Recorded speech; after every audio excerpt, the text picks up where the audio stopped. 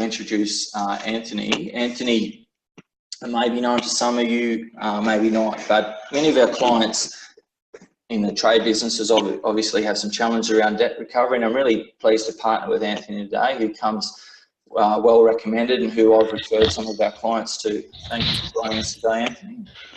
No problem, Glenn. Can you hear me there? Loud and clear, thank you. Excellent, excellent. Yeah, thanks for the introduction. I see you've got the current affair graphic up there. That was a very, very cold day in southern Victoria, but quite an enjoyable one. All right, well, welcome everyone. I'm just going to be on for about 10 minutes. And I'll just start off with a little bit of background on Contractors Debt Recovery. So we started, I started actually in 2006 after working consulting to an electrical construction company for about 3 years, who does level 1 construction, substations and big dollar work, and they were owed about $3 million. I'd heard about the Security of Payment Act. I read up about it, and I thought, I reckon I could probably do this. Having an undergraduate degree in literature, it's all just writing cases, writing submissions, writing essays, writing your evidence. And we kicked off in 2006 and have been going ever since. So for some 12 years now, we run about 230 cases a year and recover $5 to $6 million a year in contractors' payments. I'm not aware of any other outfit that does anywhere near that volume of security of payment matters. And we started up first of all just in New South Wales, but now run claims all over Australia. So we've run claims in all sorts of trades for builders, subcontractors, all disciplines, all types of work, all types of projects. Done a claim for $4 million and done a claim for $2,700. Usually the 2,700 quite often has more paperwork than the 4 million, believe it or not, sometimes. But with that background in my discussions with Glenn was, what could we talk about that would be highly relevant? And I think what is very relevant is, why do contractors get stumped on payment? And why do they lose? When you lose a payment dispute, or when you don't act on a payment dispute, what are those factors that come into play, and why does it happen to you? And the answer, which is not going to be any great surprise, is, what can you prove? What can you prove? Because the payment dispute is not going to happen today. The payment dispute is going to happen in 6 months' time, when you've gone around and round in circles for 6 months trying to get your money, and then finally decide you need to do something more concrete. What do you have? And unfortunately, all you have is maybe 3 texts, 1 email, and maybe a couple of conversations you can tell me about that you had on the mobile phone, because there is no system within your business. Now, we've heard this afternoon about systems, and this regarding payment is nothing more than arising directly out of your business systems, okay? Because you need to be able to demonstrate and support the value of the work, the fact that you've done it, the value of it, and if it's a variation, that you were requested to do it, and that you did it for an agreed sum or a reasonable sum. And I'll tell you why you need to be able to do that beyond what is obvious. In security of payment matters, your payment dispute is going to be decided by an adjudicator. Now, it is not a court. A court requires the highest level of evidence, sworn testimony, forensic examination of documents, witness testimony, affidavits, sworn statements, and so on. Adjudication has none of that. In adjudication, there's no hearing, there's no courts, there's no lawyers, you don't meet anyone, you don't see anyone.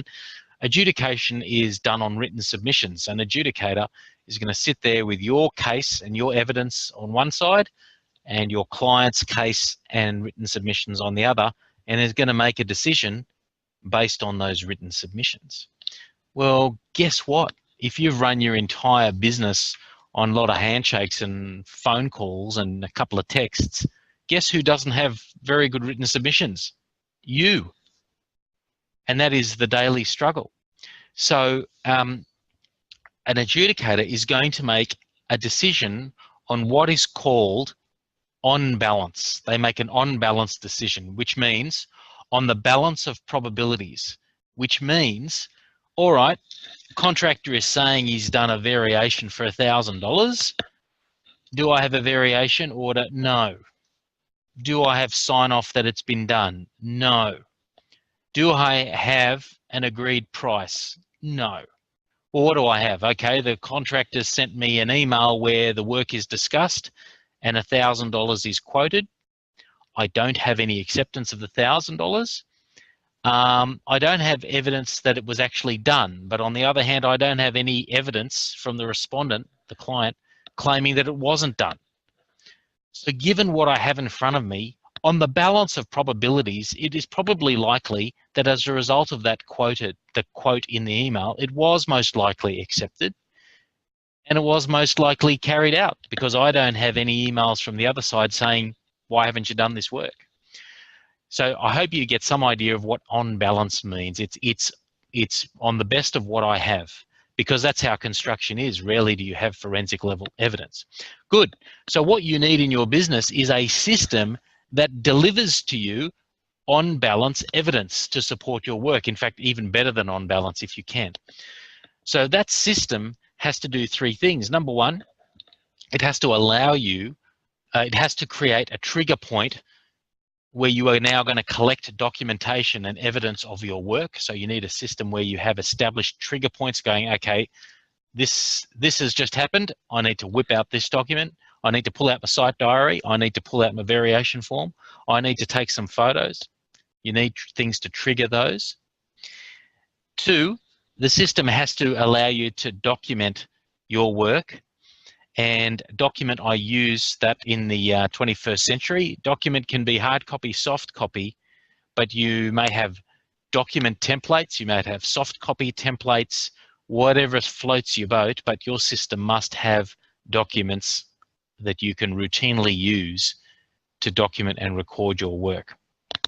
And the third thing this system has to deliver is a system where you can store and retrieve.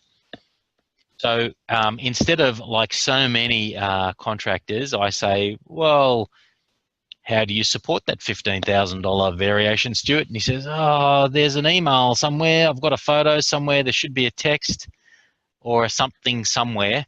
And I just can't find anything because he has no system.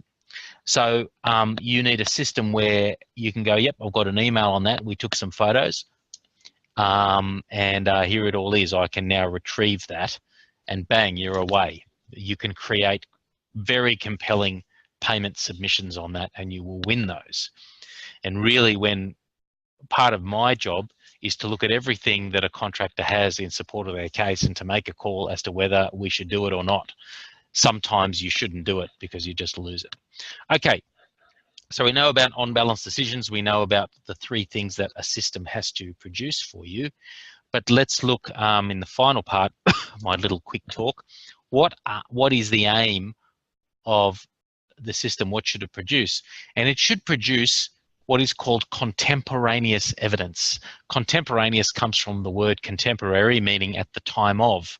So what the best evidence for an adjudicator is documents that were created at the time of the dispute, at the time the work was requested, not something you create afterwards for the claim. So what I mean is things such as a site diary. So on our website, we sell a site diary that I myself have designed. But nevertheless, any site diary we will do, soft copy, hard copy, things that you've diarized on the day. On the day, and you can pull it out and go back on the 14th of March, here's what happened. Variation forms created on the day. If you don't have one, send an email for God's sake. Dear Stuart, just confirming variations requested today was A, B, C, D at these prices. Email is a wonderful tool. I'll tell you why, because it is time and date stamped. It's recorded. You can show back here, this is what we said. This is what we agreed. Now, far too often I see situations where my client produces emails and says, here are all the emails. Well, the emails are all from the client, none from them because I haven't bothered. So there's no record of what the contractor itself was agreeing to do. Invoices, supplier invoices, materials, invoices for your own subcontractors, because again, materials And invoices are also time and date stamped. You can show what was ordered when, what was supplied when. Site instructions, those too are signed, they're dated. And any plan changes, if your client says, thank you for quoting on revision C, but I want you to build to revision F, we've all had that. Well, you need to document the day you got that plan change. The plans will have an issue date. You need to document that at the time of, and I would then review plan revision C against revision F, and then say, thank you, here's all the extra stuff you now want me to do, and here's my variation quote. And the quote will also be date stamped as well, won't it? And the email that you send your quote to the client is also date stamped. So you can demonstrate the day you got the plan, what the differences were, and the quote as to what those differences are. Now, most of you will not be doing that, and that's madness. Every time you say to yourself, I can't be bothered, I want you to imagine money sucking itself out of your bank account, because that's actually what's happening. And the final thing to document, which no one does for reasons that baffle me, extensions of time. If you're delayed, send an extension of time notice. Do you realize if you don't send an extension of, if you don't ask for an extension of time, you don't get them. And then liquidated damages haunt you for the rest of your life. So make sure those are done. Now, in terms of coaching, I think one of the most valuable things on offer here for you guys today is the ability to put in systems that deliver this kind of thing. And of course, there are systems that assist you marketing and actually carrying out your work, but let's not forget those systems also create the evidence you will need to defend your work, to recover payment for your work, to fight for your work, to get that money in the bank.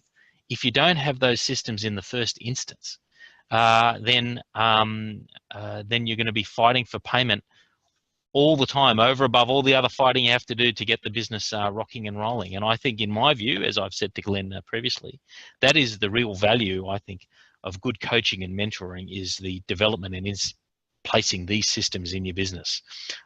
In terms of payment, absolutely critical. That's my 2 cents, Glenn. Oh, so good, mate.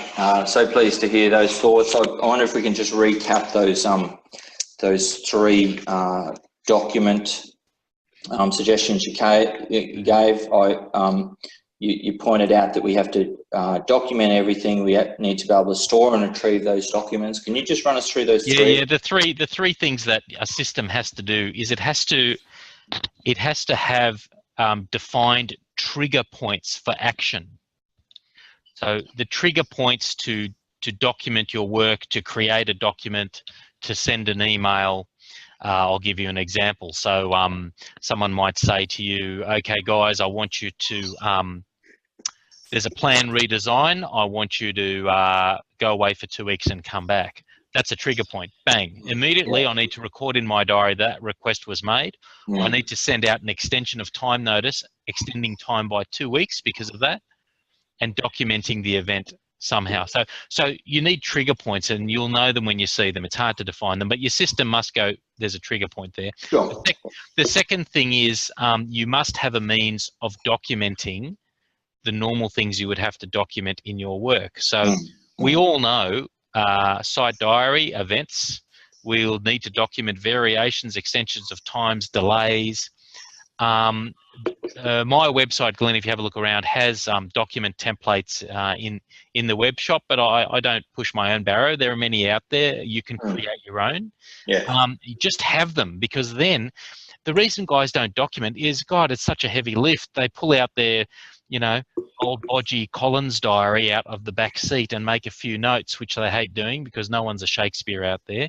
But if you have the templates there, it's easy. In 2 minutes, you can whip up something really good. So we want to have our documents and templates available. And the third thing the system has to do is to provide an easy way for you to store and retrieve. So that's a fancy way of saying have it on your software computer systems in logical ways under job folders, or somehow be able to retrieve it, know where it is, right?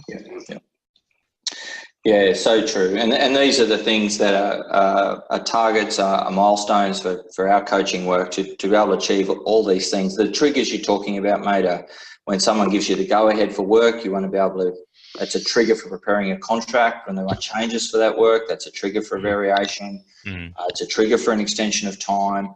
So yeah, those triggers are quite easy to define, and the paperwork to support those triggers also readily available in the industry through industry associations. We custom write that for some of our clients. Yeah. You pointed out they're available on your website. So these things are accessible at low cost, and a systemized business is just going to pull them in and use them. So yeah, that is correct. I think the overarching question you always have to ask yourself is, in 6 months' time, what will I have to prove this? Sure. Yeah. Yeah, so good. Thank you for joining us today, Yeah, mate, and really appreciate your contribution. All right, thanks, Glenn. Thanks, everyone out there.